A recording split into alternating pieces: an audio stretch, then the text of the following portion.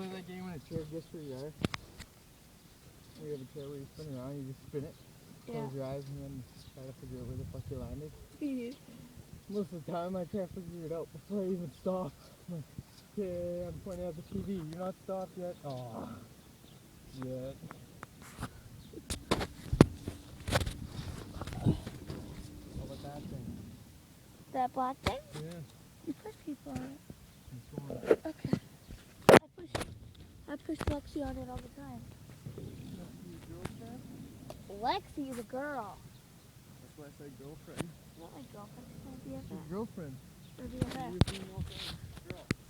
Friend. Tyler's my boyfriend because he's a boy and he's my friend. He's also a goof. He's a goof kebab.